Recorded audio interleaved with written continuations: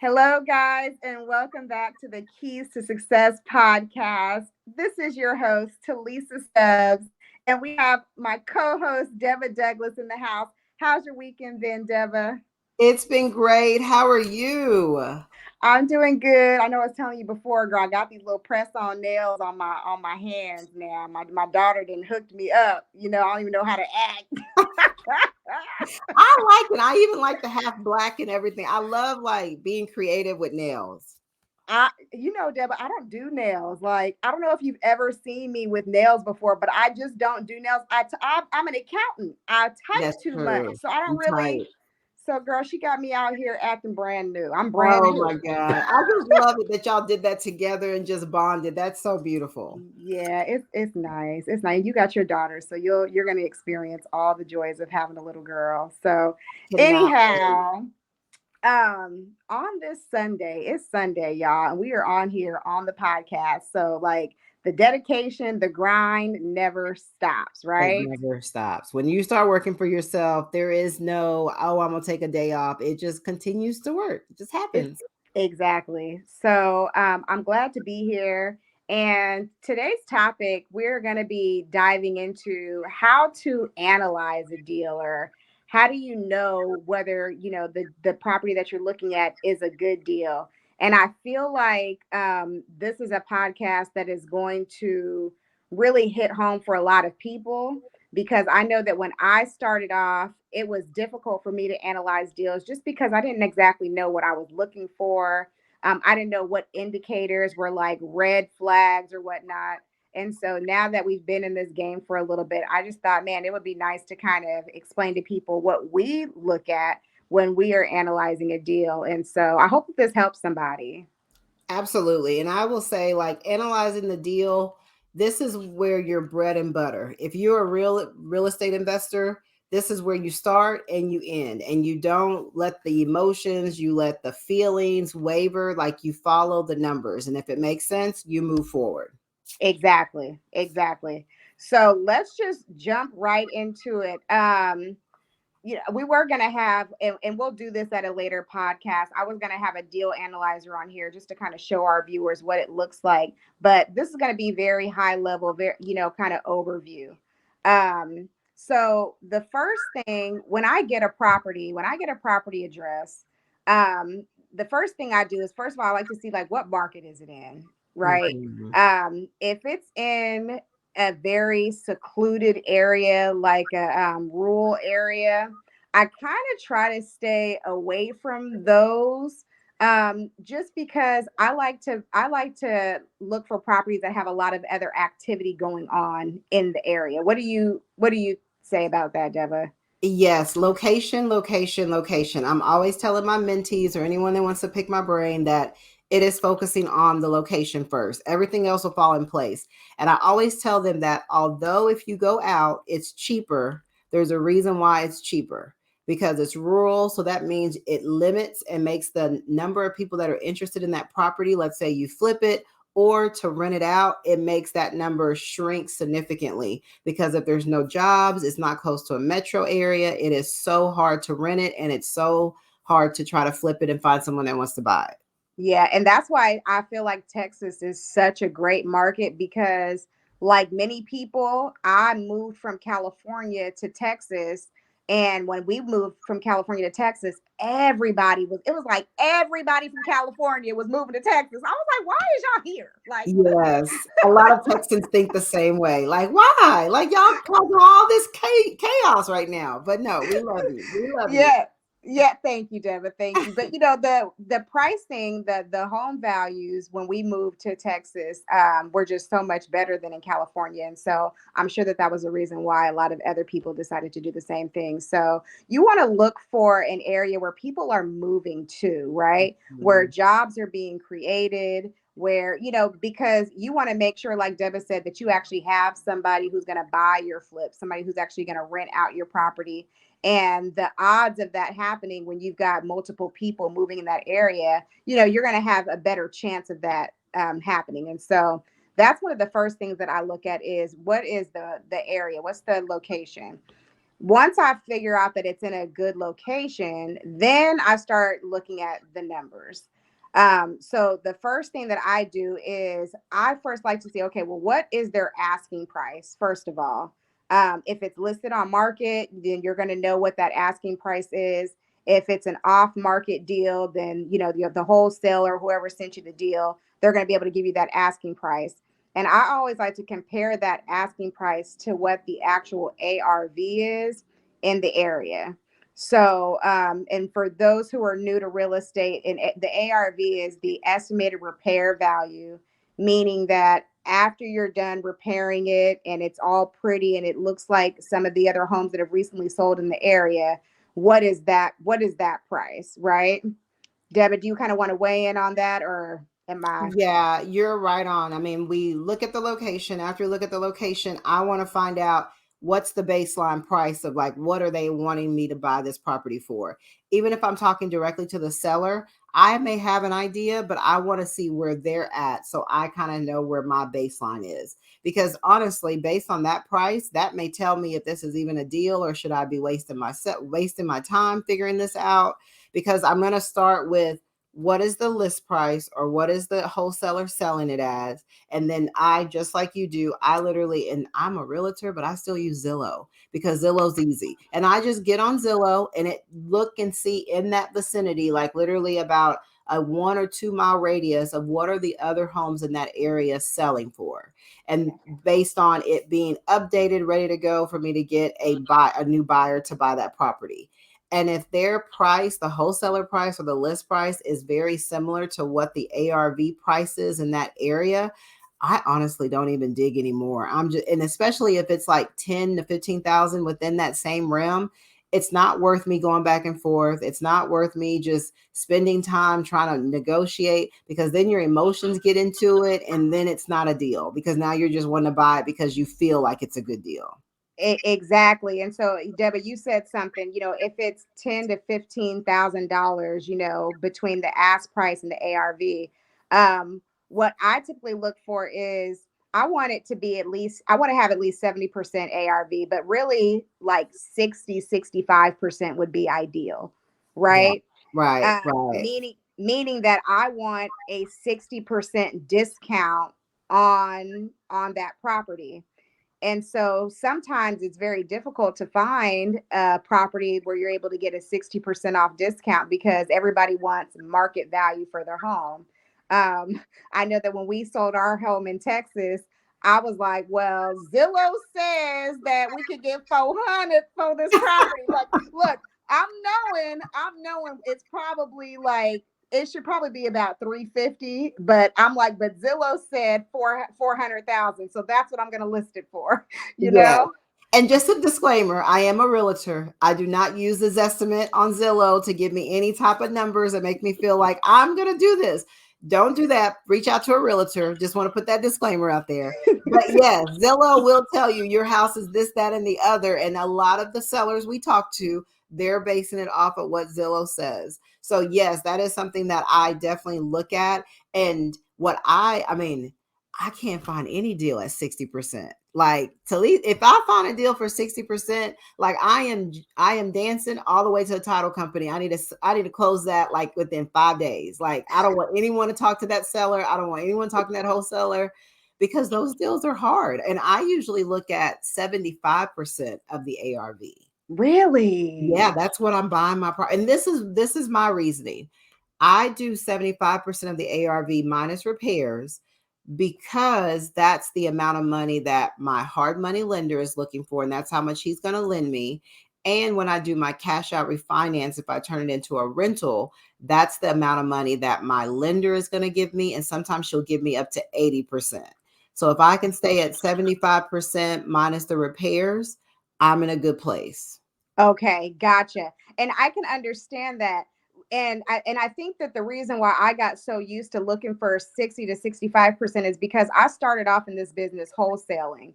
And Yeah. so when I'm going to be wholesaling to another buyer, if if I get it under contract at 65 percent, then that means that I can now sell it to an end buyer and increase it a little bit so I can make my assignment fee so that by the time they buy it, it probably is more so looking at like about 75% of ARV. Yes, yes. And I hope the viewers are catching that based on what our exit plan is depends on what we're looking at to analyze the deal. Because with Tilisa, she's more the wholesale side. So she has to get it literally pennies on the dollar, the 60% to 65%, so that she can then sell it to someone like me that I need it at 75%. And so she needs that wiggle room in between that so that that will be her assignment fee or her commission that she makes from putting the whole deal together. Yes. And I just want to just kind of let people know that wholesalers, as bad a rap as wholesalers have and as bad as a reputation as they have, wholesalers put in a lot of work, right? We are pulling massive lists all the time. We're cold calling these sellers, getting cursed out on a regular basis, Mhm. negotiating with these sellers for months on end. There's a seller that I've been working on getting her lower for probably like the last 6 months. And now she's finally starting to come to terms with that. But it's like, this is not a quick, by the No, time we're able to assign it to an end buyer, for them it's quick because we've done all the hard grunt work in the beginning. So appreciate your wholesalers out there, especially when you find some good ones.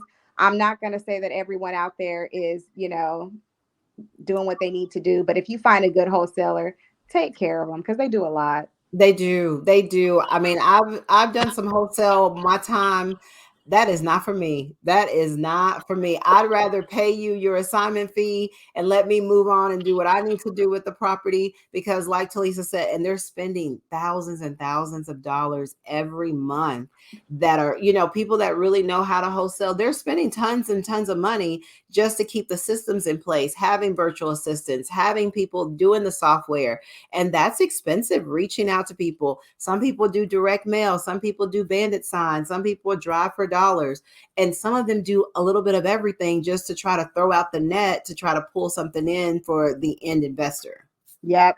And I gotta say that that's probably the reason why I've kind of started to step away from wholesaling as much is because just like Deba said, it is expensive. And when you go months without getting something under contract and assigning it, that those expenses don't stop. Like Right. every single month, you're constantly paying for all those different softwares. You're constantly having to pay for those lists. It's not cheap. Not And true. so, anyways, I want to throw that out there. But getting back to getting back to analyzing a deal. Okay, so once we find out what the ARV is, and depending on what your exit strategy is, right? Yes. Because if this is a buy and hold, then one of the things that you're going to want to look at after you look at the ARV is what are the rents going for in the area.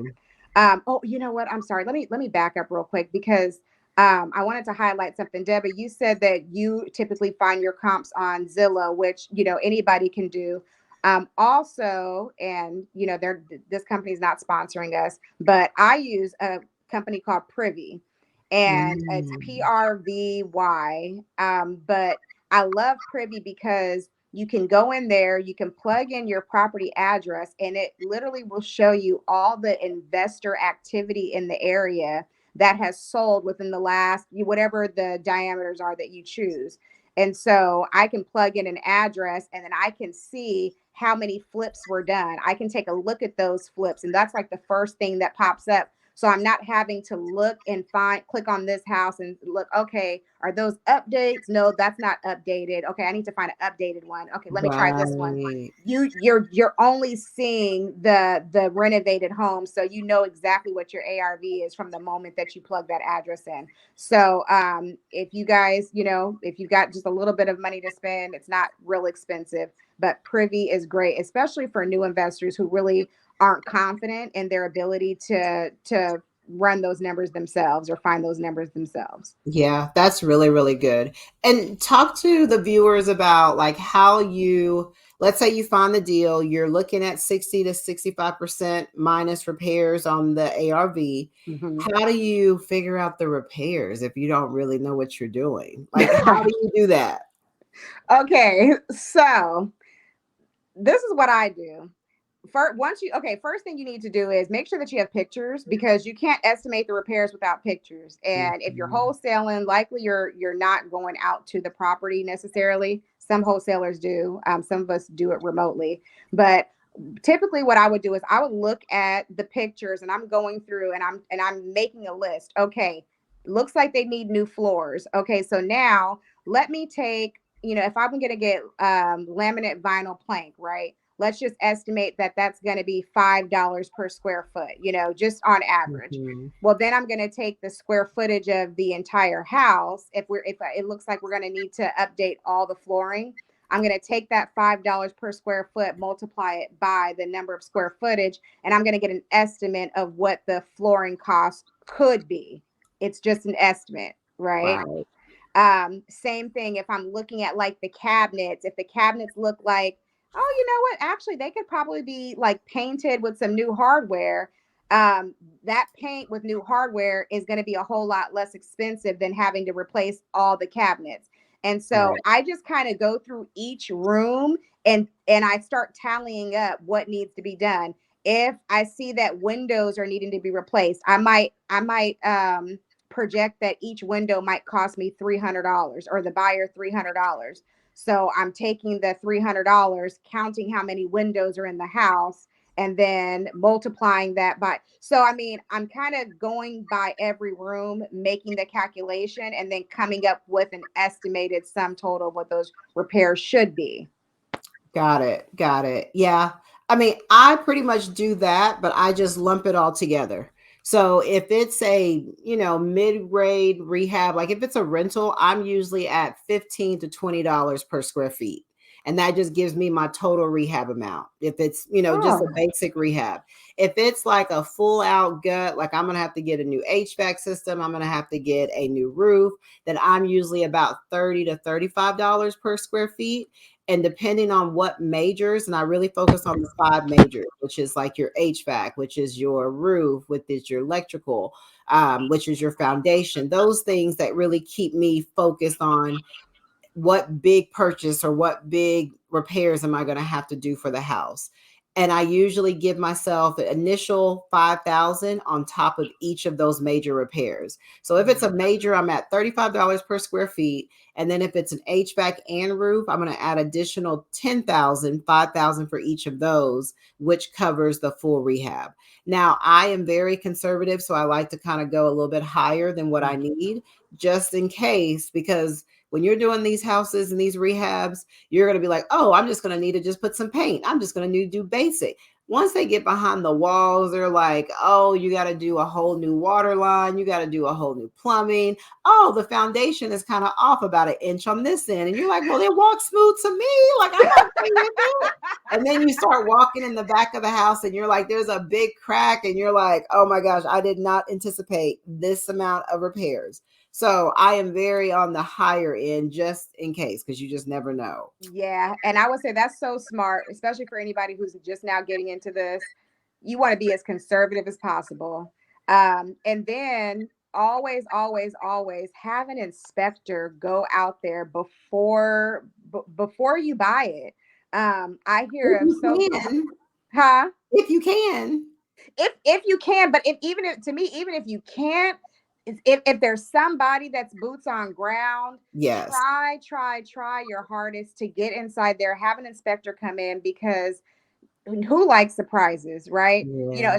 If you're getting a hard money loan and you're anticipating on only having to borrow a certain amount of money, and you didn't get an inspector, all those big four things that Deborah was talking about, foundation, HVAC, roof, all those things, those are going to hit you hard. And so those are things that you want to know about before you make the purchase. Now, obviously, there's some things that you just, even the inspector, is not going to be able to predict, right? And Right. so you always have to kind of err on the side of caution. But I like that. Be as conservative as possible, because you're almost always going to go over your original budget. Yeah. And Deba, have you ever? Oh, go ahead. I have such a confession to make.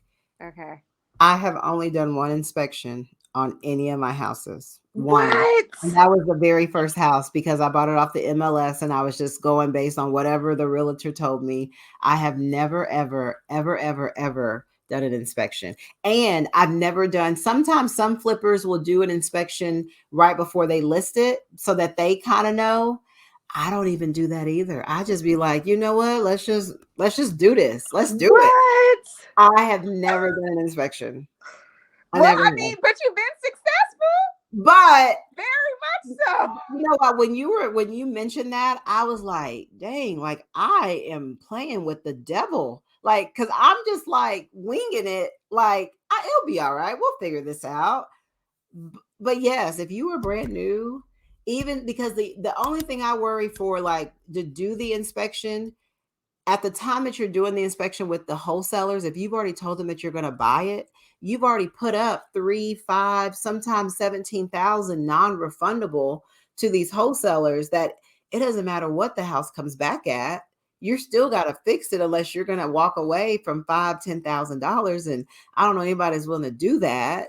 So it's that I think for me, I'm more like, well, if I said I'm gonna buy it, we just gonna do this. We just gonna figure this out. We're gonna figure, but it's worked out. It's worked out for you. But I mean, but if I would say if you're new, you guys get that inspection. I Yeah. mean, and and some of these wholesalers, like if you're going through a company like New Western or some of those where they have like the $5,000 non-refundable deposit, you might be like Deborah right here, where you're like, you know what? I'm like, but when I would get deals under contract, I would always try to negotiate the least amount of EMD as possible. I've even had EMD as low as like $50. Got it. Like, I'll try to negotiate as low as possible, just so that way that my buyer has additional funds, so that way they can get an inspection done. But I will make my buyer give me like double or triple EMD of what I put down. Right. So everybody does it differently. You got to do what works for you, but find out what that is and just kind of stick to it. Yes, I'm gonna start doing an inspection. So if y'all know me, y'all better ask me if I'm doing an inspection. So I'm gonna Right. start trying to do some inspections. Or you know what? I backtrack. It may not be like a true inspector, but I do usually have like a contractor walk the house with me or something of that nature. Yes, and I would say that would suffice, especially if you know your contractor. You've worked with this contractor before, or this contractor was recommended to you by a friend or family member. Then I would say okay, but and that can be free because the contractor is expecting to do the rehab for you. So typically, they're not going to charge you to go out there to do an inspection. And so Right. there's many ways that you can do it without having to fork money out. Very true. Um, Very true. but let's go back. So the next thing that I look at is if I know that I'm looking for properties for like a buy and hold investor, I know that their biggest thing is cash flow. They want to cash flow. And so I'm going to go and find out what the current homes in that area that are the same number of bedrooms, around the same square footage, around the same number of baths, what are those homes renting for on a monthly basis. And there's two sites that I typically use, one being Zillow and the other one being Rent-A-Meter. Sometimes I find that they're completely off from one another. So sometimes what I'll do is I'll take the amount. So if Rent-A-Meter is saying it's $1,800 a month in rent, and then Zillow is saying $2,100 a month, I'll typically get the average of those two, and that's the number that I'll use. Yeah, yeah, I would do the same. And I usually look at Zillow, what the houses are renting for in that area, or I'll use the MLS if I have access or a quick chance to get on the MLS, or use Zillow to see kind of what are those houses selling for. Because ideally, most flippers, they're going to want to put in 3 or 4 months of work and recoup about 20 to 25,000, if not more, on every flip for it to be worth it. And that's minusing all your fees, all of your holding fees, anything that you're going to have to pay for. We would like to net anywhere from 20 to 25,000. And then for renting wise, especially right now with the higher interest rates, I'm usually like cash flowing at least $300 per unit. Mm-hmm. If I can cash flow more, like if this was last year on some properties, I'm cash flowing like $600-700 a month.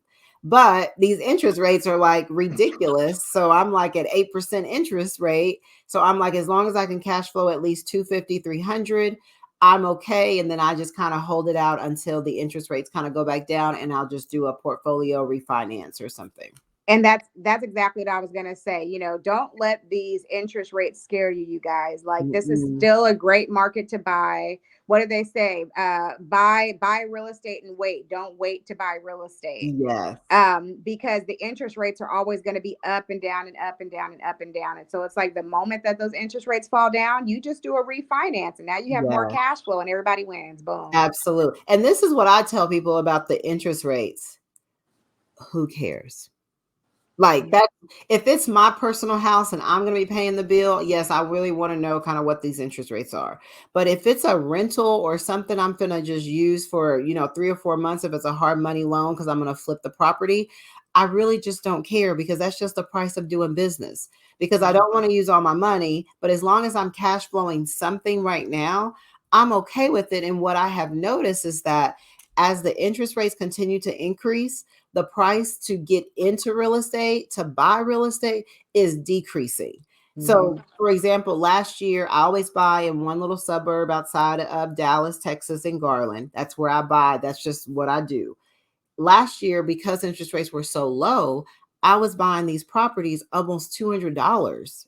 200, I'm sorry, I wish it was $200. I knew $200,000 what you was talking about. after when it's being distressed. I feel like that's crazy, because usually my ARV RAM is like 280, 300, sometimes a little bit less. But now I'm buying distressed properties that need everything for 200,000, that I once used to buy for like 160, 170. But Mhm. now that interest rates are so high right now, I'm buying properties that don't even need any work for like 165. And I'm like, sure, I'll pick it up, spend 20,000 to rehab it. Yes, my interest rates are higher, but there's nowhere else in this time frame that I'm going to buy properties that don't need that much work for this low of a price point.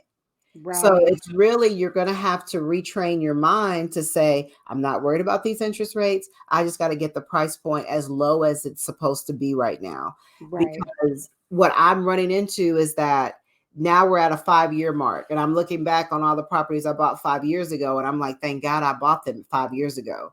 So 10 years later, I'm going to say, man, thank God I bought those properties 10 years ago. 5 years from now, I'm gonna be like, I'm thank God I bought those properties 5 years ago, because real estate continues to increase. I mean, it Yep. just does. There was a meme or someone that were passing around about the Sears catalog, when people were buying houses out of the Sears catalog, and they were buying these houses, beautiful houses, colonial built homes, for like $7,000 back in the day. Those same houses now, I mean, especially like if you're thinking in Dallas, the Bishop Arts area where a lot of those homes came from, they're selling those houses now for over $600,000. It's the same house, it's the Wow. same structure, it's the same thing. And there are people now that I buy houses from in Garland that they were the original owners that bought it back in 1971, and they bought it for $20,000. And here I am buying it, it's a hot ass mess, and I got to buy it for 160. So I yes, know. they're probably like, thank God I bought it back in 1976. You just got to get in the game. Forget all the Yeah. other stuff. Just get in the game. Yeah, like I agree with that wholeheartedly, Deb. But just get in the game, and if you're real big on interest rates and you're just like so scared because of whatever, then go find a creative deal. Yeah. Find something creative where you can take over somebody's mortgage, and their mortgage interest rate is a 2.3, which is very close to the interest rate that I got on a recent deal that we closed. So it's like, if interest rates are real big to you, then maybe you might need to just kind of change your method to acquiring properties. You might have to look at more creative options.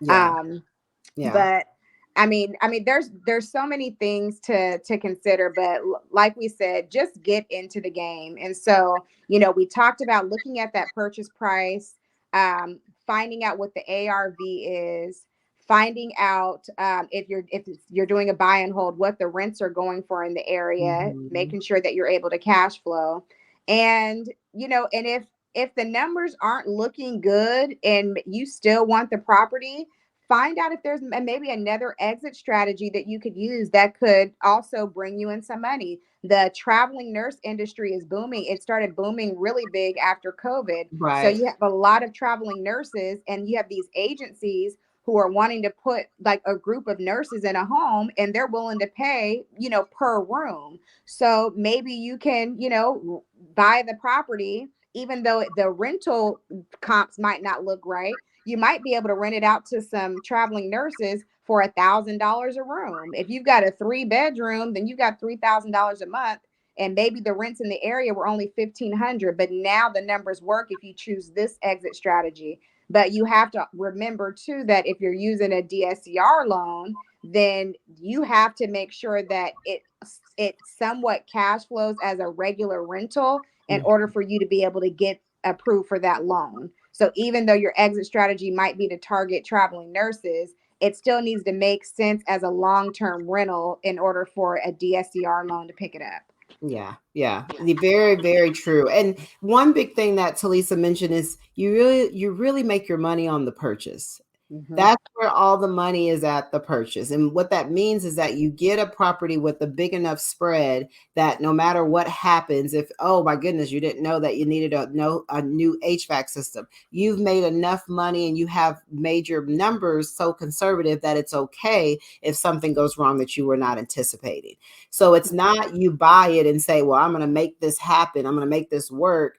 The numbers already need to be there when you buy it, and that is, you follow the numbers and you don't follow the emotion. And one thing I've done this is that I'm so anxious to get a deal that I'll buy something that I know good and darn well I should have not bought, and that usually gives me like bad juju. And there's always Yep. something that happens with the property. There's always something, and I'm like, I knew I should not have bought this, but I was like, ooh, I just want to buy something because I've been looking for something for so long. And you gotta follow the numbers. And one good tip for someone brand new is ask another investor and just say, hey, you mind looking at these deal, look at this deal, because they're going to look at it just from a regular black and white sense of the numbers. They're not going to be emotionally connected. They're not going to be thinking like, oh my gosh, people are going to love me because I bought this. They're just going to look at the numbers.